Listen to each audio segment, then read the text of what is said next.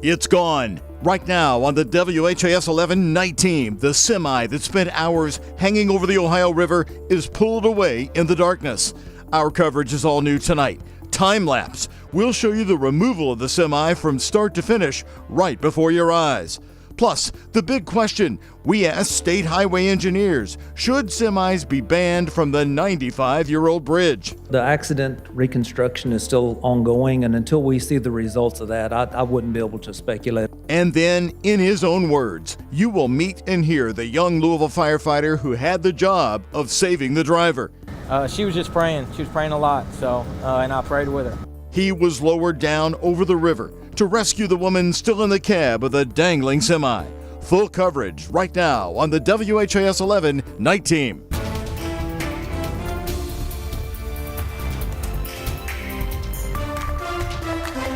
And right now, live on the WHAS 11 night team, take a look. The lights are now off. The inspection of the Clark Memorial Bridge just wrapped up moments ago for the night by Kentucky State Highway engineers. Now, they've been looking over the damaged bridge for hours. That semi was right above that red light for several hours today. The wrecked semi truck spending 7 hours hanging right off the side of the bridge. It's now gone. And we're bringing you the new late night developments over the Ohio River. Hello, everybody. I'm Doug Proffitt. Now, here's where we stand since we went off the air at 6 o'clock. Take a look at what happened on the bridge since the crash first happened at noon today. The process to pull the truck back onto the bridge took several hours this evening.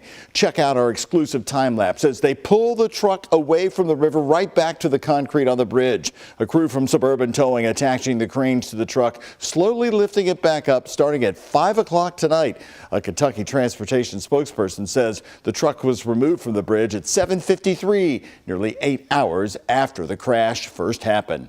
Now to the dramatic new photos. This picture from the Kentucky Transportation Cabinet tonight gives us the up-close view of the damage on the bridge from the actual truck. You can see where the railing was broken away during the collision. The sidewalk of the old bridge is now crushed and it has sunken in there. Inspectors have already started their work to assess the damage, working into the night.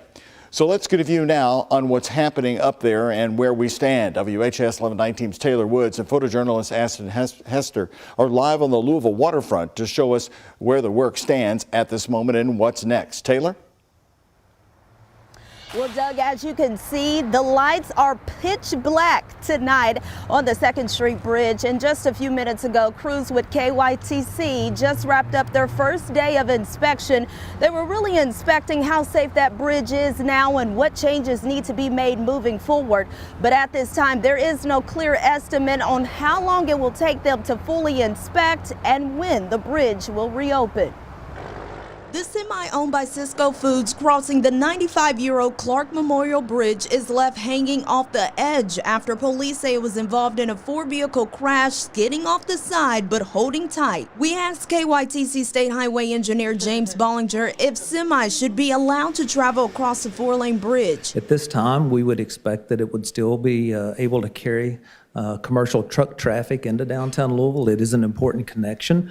But certainly we will evaluate that. It was last inspected in September of 2023, fair condition. Bollinger says the bridge will be closed for quite some time for an inspection. Louisville fire and first responder crews were on scene in just 3 minutes. In 40 minutes, firefighter Bryce Carden started rescuing the driver from the dangling truck. You see crashes on the 2nd Street Bridge from time to time, but nothing like what you see behind. The recovery effort caught the attention of sightseers like Noah Stinson. He and others were on Louisville's 4th Street Wharf. I feel like they need to do something about like widening the bridge or make it like 1 lane each way. Mayor Craig Greenberg says 2 other people involved in the crash were taken to U of L Hospital with life-threatening injuries. Please keep them and their families in your prayers this afternoon and evening. Louisville Fire Chief Brian O'Neill shared how his team have been prepared, their training, and how they were concerned about the recovery effort. What if it slips? What if it falls? If it doesn't hold still?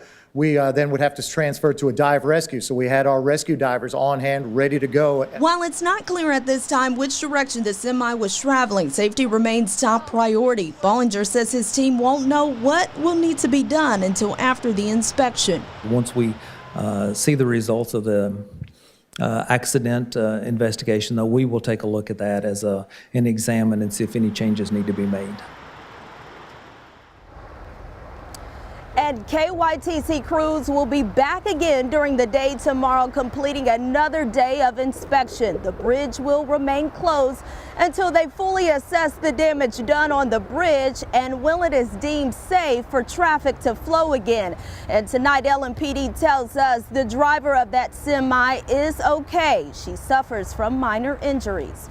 Reporting live in Louisville, Taylor Woods, WHAS 1119 on your side. Okay, Taylor, thank you for that live update from our waterfront. Now, it certainly was a team rescue effort today for sure, but the Louisville Fire Department had to put somebody in a harness and lower them right over the bridge to get the driver out. That young firefighter is 29-year-old Bryce Carden, a Louisvillian raised here, Butler High School graduate. He's the hero tonight, and here's Bryce in his own words how it went down. Firefighter Carden, wave to the camera. Surrounded by his tremendous rescue team of Louisville firefighters, no one had any idea that Bryce Carden had been standing there all along, listening to Chief Brian O'Neill describe the rescue. How you feeling, buddy? Feel good.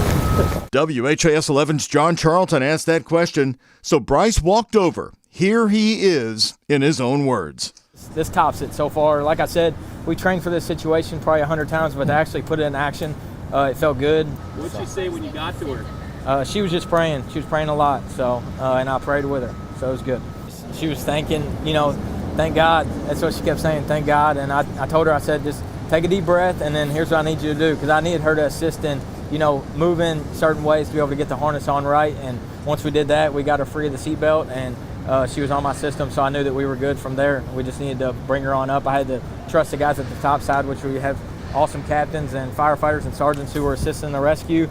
Obviously, without the whole, it was a team effort. Without everybody doing their job, we wouldn't have been able to have a successful rescue. So at the moment, you don't really think about it. It's more so after the run when you go to debrief, it kind of hits you like, okay, that's pretty cool. It gets you amped.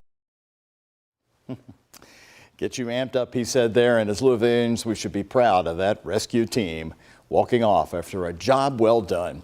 Well, Carden joined the fire department in 2019. The mayor says he and his team were back at work again this afternoon. The chief today said they train for this all of the time, believe it or not, using bridges, skyscrapers, and cliffsides. The driver involved in the crash works for Cisco, the wholesale restaurant food distributor.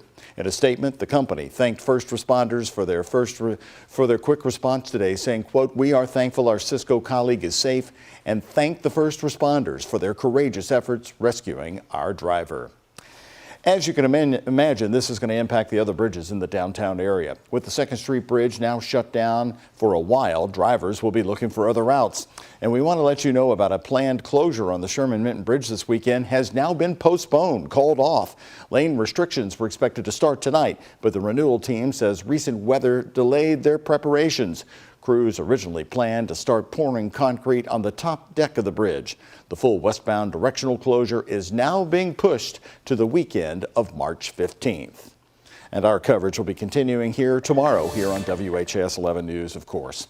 New tonight on the night team, new testimony in the Metro Council member Anthony Piagentini's ethics trial. It's resuming after one day off this week.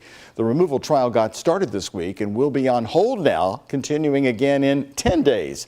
WHAS 11 Night Team's Connor Steffen and photojournalist Elijah McKenzie were in the council chambers today. Connor?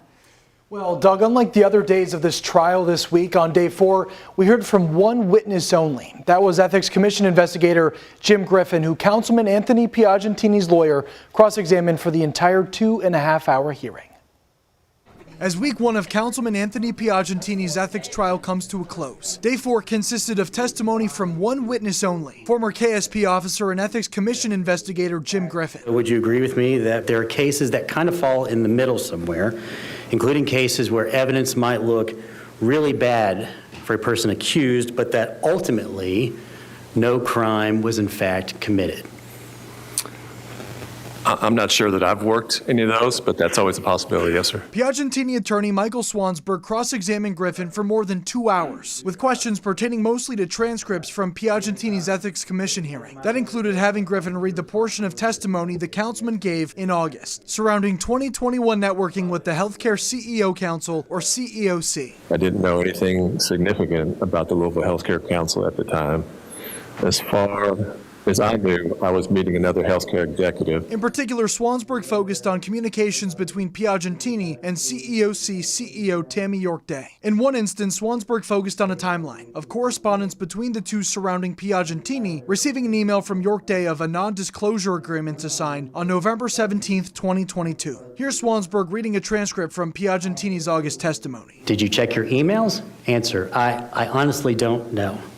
Did I read that correctly? Yes. That same day, Piagentini attended a Metro Council Budget Committee hearing where he called the CEOC's project, quote, transformational. Piagentini testified in August he hadn't seen the email before attending the committee meeting. Swansburg asked Griffin if he thought that was plausible. It is, but I will tell you that, I try to, as we look at these things, try to deal with common sense. If I am also presenting information on a out of budget that involves Tammy York-Day, I'm probably going to pay attention to an email that comes through there. So I question that. Griffin still has at least one more day of taking the stand, but that won't happen for at least a week when Piagentini's trial is set to resume March 11th in the Metro Council chambers. For now in the studio, Connor Steffen, the WHAS 1119 on your side. Connor, thank you very much. More news here on the night team. Lawmakers on both sides of the aisle in Frankfort are pushing for a pay raise for the General Assembly. Now, this is Senator Damon Thayer's last term in office, but on his way out, the Republican wants Senate Bill 350 to establish higher pay for Kentucky legislators. That would include $105,000 for future majority floor leaders like himself. I think this notion that Kentucky's legislature is part-time and should be compensated accordingly is out-fashioned and out of date. Democrat Representative Josie Raymond from Louisville is also leaving Frankfort and has proposed a similar bill in the House. She says it would set a standard pay rate at $60,000 with higher rates for committee chairs and the leadership.